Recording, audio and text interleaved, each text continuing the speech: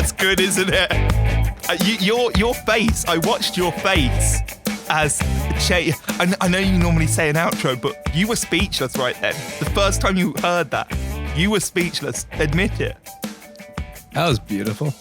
That really was. I had one of those smiles for those who can't see me.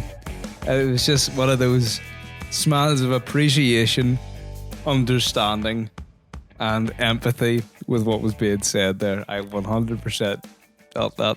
Yeah. It hurts. As I said, it hits you in a weird place. That whole playlist, you can find it on Spotify if you really want to find it. It's called something along the lines of songs for when I'm feeling a sad coming on. Send me the link. I'll put it in the description.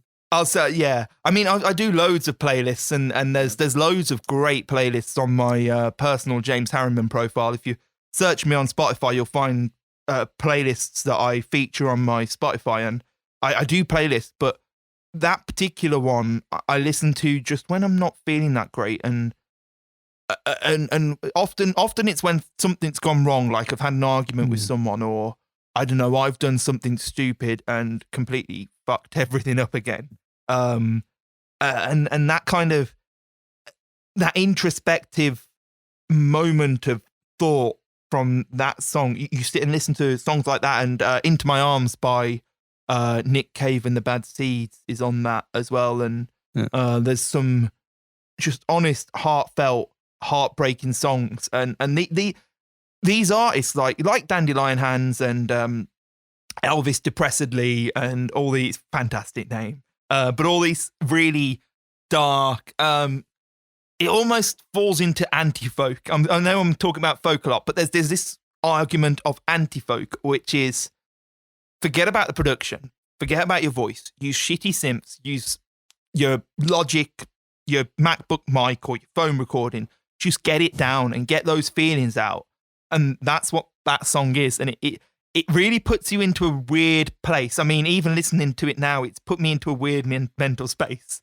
But it is a truly beautiful song. And don't get me wrong, I'll happily sing about that. I've got a song on my that EP that I said I'm not releasing this year. It has a song called Happy Pills, which I co-wrote with one of my friends who just has a shit life, and he's on about 3 different types of pill a day to get through the day with antidepressant, and talking about these things is important. It's really important to discuss this. And as an artist, again, I used to be very much, I want to have fun, I want to enjoy myself, and I'm still like that. I mean, I'm releasing a song about drinking St. Patrick's Day, around St. Patrick's Day. Like, I'm going to sing this.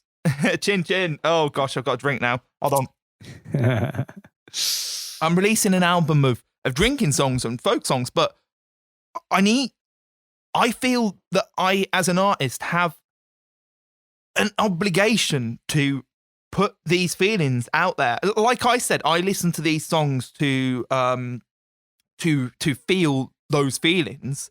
I feel like, as an artist, if I can put art into the world, if I can put music into the world that makes someone else feel how I feel listening to those songs, then I've done my job. And I'll probably never play them live. I mean, Happy Pills probably won't ever get played live again, since I've written all this much better happy songs. But I mean, Stuart Bruce, who's one of the lecturers at a university. I played him a song I wrote called "Things I Should Get Better At." And there's 2 versions of Things I Should Get Better At. There's the fast version, which we play live and that opens this album. Then there's the reprise. It's the same lyrics, it's the same song, but it's done differently.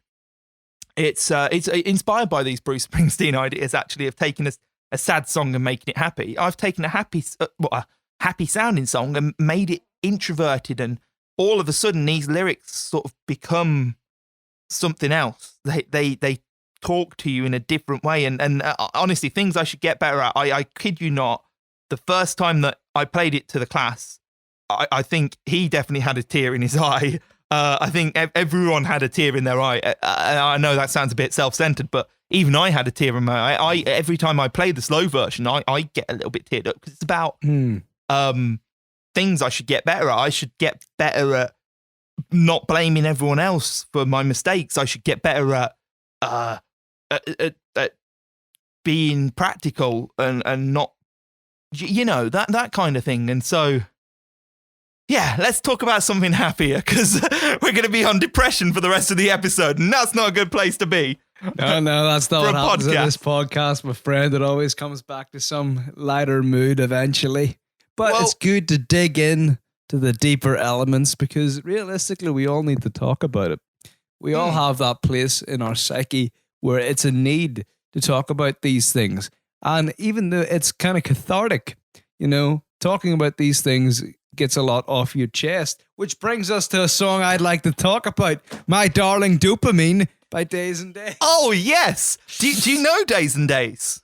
No, but I just thought it was a good segue.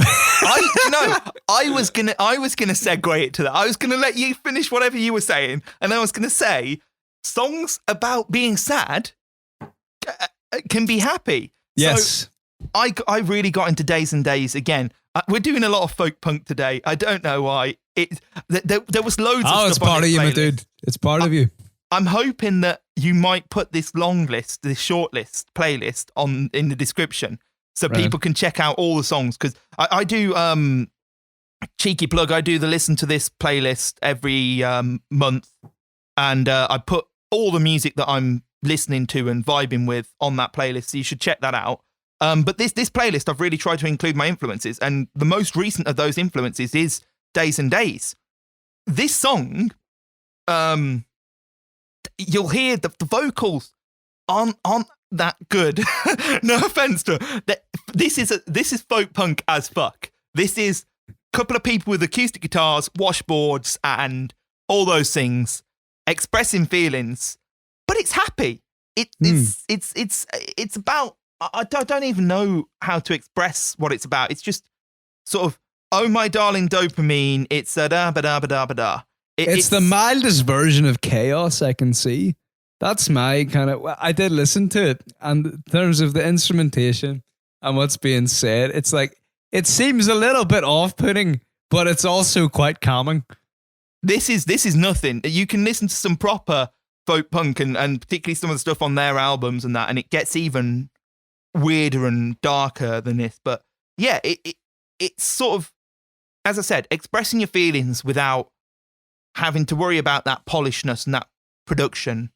And it's about, I suppose I listen to this and it makes me feel happy, whereas I listen to Dandelion Hands and it makes me feel sad. I listen to this or Little Blue Pills, and even though the subject matter sometimes is a little bit sad, it just feels good. Shall we listen to it? Let's listen to it. My Darling Dopamine, Daze and Daze. Let me just find. You got it up? Yeah, I got it. Do your introduction again. My Darling Dopamine by Daze and Daze from the album Show Me the Blueprints. Let's go. Playing. If you've got a feeling that you can't put into words, don't worry, friends. Because there's a song for that.